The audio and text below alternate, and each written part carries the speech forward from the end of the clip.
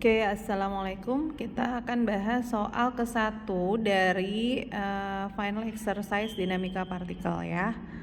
Baik, kasusnya seperti ini teman-teman. Diketahui ada sebuah benda, ya, ada sebuah benda di mana benda itu ditarik dengan sebuah gaya F yang membentuk sudut 37 derajat. Di mana F-nya ini adalah besarnya 100 Newton. Oke. Nah, pertanyaan pertama adalah berapakah besar gaya normal?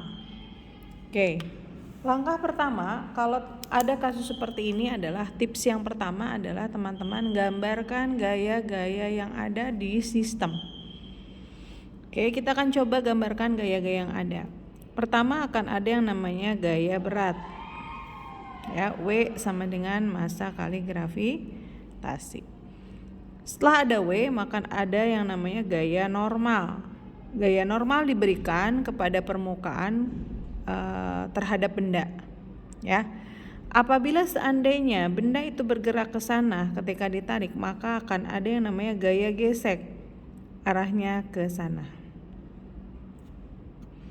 Nah, gaya gesek ini dia adalah gaya penghambat dari gaya yang ada, ya. Nah, setelah ini tips yang kedua adalah teman-teman lihat apakah ada gaya yang tidak sesuai dengan sumbu X dan sumbu Y. Nah, di sini kalau teman-teman perhatikan, di sini ada F. F ini dia tidak berada pada sumbu X dan sumbu Y. Maka dari itu F ini harus kita uraikan terhadap sumbu X menjadi F cos theta dan terhadap sumbu Y menjadi F sin theta. Sudah beres kita uraikan, baru kita akan cari jawaban yang A. Yang A ditanya berapa sih gaya normalnya, gitu kan ya. Nah, gaya normal ini berada di sumbu Y. Oleh sebab itu kita akan mengkaji gaya-gaya yang berada di sumbu Y. Sumbu Y dia memenuhi prinsip hukum Newton ke-1, yaitu sigma F sama dengan 0. Kenapa pada sumbu Y berlaku hukum Newton ke-1? Karena faktanya adalah ketika benda ini ditarik oleh gaya F yang membentuk sudut 30 derajat, maka dia akan bergerak ke arah sumbu X. Sedangkan sumbunya tidak ada perubahan, makanya kita anggap sigma Fy sama dengan 0. Nah, sekarang kita akan lihat pada arah sumbu Y kemana ada apa aja sih gayanya. Ada gaya normal, F sin theta, dan W. Hati-hati ketika teman-teman menggambarkan sebuah vektor, maka arahnya ditentukan dengan arah panah. Kita anggap arah ke atas itu adalah positif, berarti F sin theta dia nilainya positif. Begitu juga dengan gaya normal, dan sedangkan MG-nya dia arahnya negatif karena dia ke bawah sama dengan 0. Misi kita adalah mencari gaya normal, berarti gaya normalnya kita tetapkan, sisanya kita pindahin ke samping. MG min F sin theta.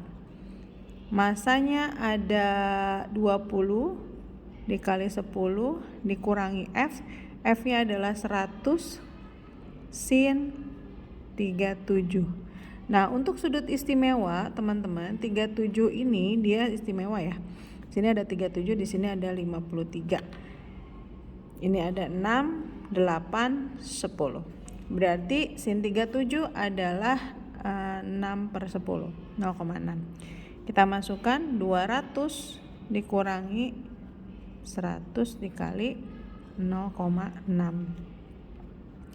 200 dikurangi 60, berarti gaya normal yang dirasakan oleh benda adalah 140 Newton. Untuk jawaban pertama yang A kita sudah selesai. Kita akan beranjak ke pertanyaan yang B. Apakah kopernya bergerak? Oke, untuk mengetahui koper bergerak, maka kita akan coba analogikan. Ini ada sebuah benda ya, teman-teman. Di mana di sini ada gaya F-nya, di sini ada gaya geseknya, F gesek. Ya. Nah, Agar kita mengetahui bahwa benda itu bergerak atau tidak, maka syaratnya adalah syarat benda bergerak. Ya, syarat benda bergerak itu adalah bahwa gaya tariknya ini akan lebih besar, harus lebih besar. Gaya tariknya harus lebih besar dari F gesek. Begitu. Ya, gaya tariknya sekali lagi harus lebih besar dari F gesek. Berarti kita harus membandingkan gaya tarik di sini dengan gaya geseknya. Lebih besar yang mana nih? Nah, karena di sini ada dua buah koefisien, yaitu koefisien gesek statis dan koefisien gesek kinetis, maka kita akan coba bandingkan si gaya tarik ini dengan gaya gesek statis. Gitu ya.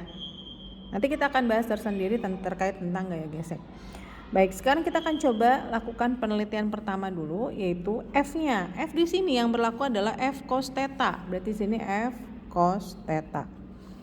Berarti kita akan cek F X di sini adalah F cos theta.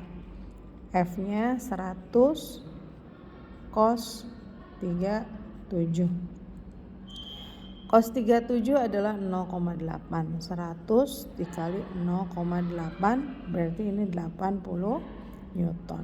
Kita udah tahu nih bahwa Fx-nya adalah 80 Newton. Sekarang kita akan coba cari F geseknya. F gesek. F gesek apa? Statis. Sekali lagi kita akan coba bandingkan dengan F gesek statis. F gesek statis yaitu mu s dikalikan dengan gaya normal. Mu s-nya adalah 0,4. Gaya normalnya adalah sudah kita hitung yaitu 140.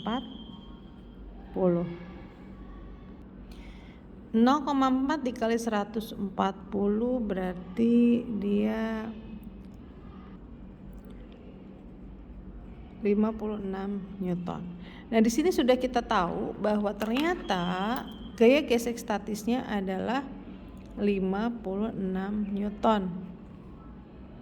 Ya, sedangkan gaya tariknya adalah 80 Newton.